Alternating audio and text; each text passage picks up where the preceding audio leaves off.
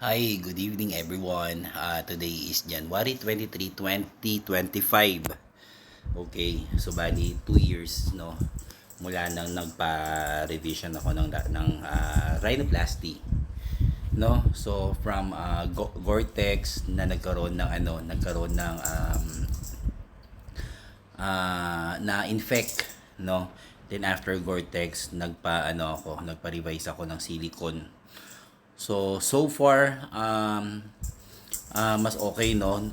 Kung napapansin niyo guys, numipis na talaga yung yung pinakailong ko. Tapos mas na define yung ilong ko. Ayan, no, pansin niyo. Ayan.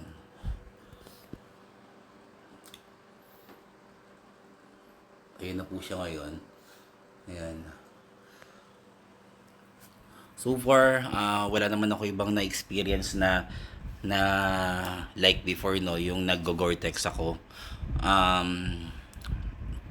Mas nagagalaw ko na siya, mas okay na, nakakapaglinis na ako ng ilong gamit ng aking daliri. Sorry. Ayan. So, yun lang. So mga nakakaranas ngayon ng mga yung mga rejection sa rhinoplasty nila, no, huwag kayong mawala ng pag-asa. So hanggat nandiyan yung mga doktor na handang tumulong sa atin, no, nahingaan natin ng advice, go lang kayo, no? So sa akin siguro, isa sa mga advice ko, so once na na-reject na yung implant mo, no, so for example kung Gore-Tex ka, doon ka pumunta sa silicone kasi tawag dito, mostly kasi ganun talaga ginagawa eh. So kung Gore-Tex yung implant mo, huwag ka na magpakabit ng Gore-Tex, so pumunta ka dun sa silicone. So kung na-infect ka sa silicone, doon ka naman sa Gore-Tex. Again, last 2022, no, yung nagpa-rhinoplasty ako, then Gore-Tex implant po yung ginamit po sa akin. So kung mapapansin po ninyo, check nyo po yung mga videos ko before na in-upload.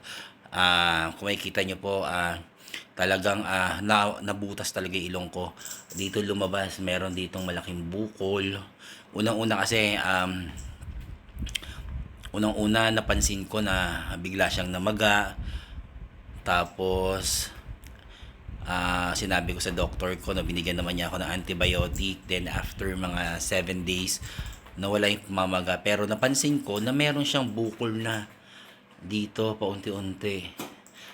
So tapos biglang napisa, puro nana hanggang sa nabutas yung dito. Kanya pa nga eh. Yan pa nga yun. Hanggang sa nalagyan na naging dalawa. Tapos, yun, talagang nag-decide na ako na, sabi ko, iba na to eh. Sobrang nakaka-stress yung time na yun. Hindi ako makapagtanggal ng face mask. Lagi ako naka-face mask kasi nga pag nakakahiya. Kasi ang laki talaga ng bukol ko talaga yun. Dun po sa mga bagong nagpa-rhinoplasty, susundin nyo lang po lahat po ng mga sinabi po ng doctor ninyo. Kung meron kayong mga food na dapat hindi ninyo kinakain, then iwas kayo sa paninigarilyo, no, hanggat nasa healing stage pa lang po kayo. Huwag po kayo maliligo ng dagat or huwag yung babasain po sa dagat or sa pool. Kasi yung iba kasi masyadong excited eh, after mga ilang weeks naligo agad ng dagat, ng pool, and yun. Yun lang guys. Okay, yun guys, sa susunod na lang siguro, no, antayin nyo na lang yung mga next videos ko para dun sa mga tutorial and advice. Thank you guys.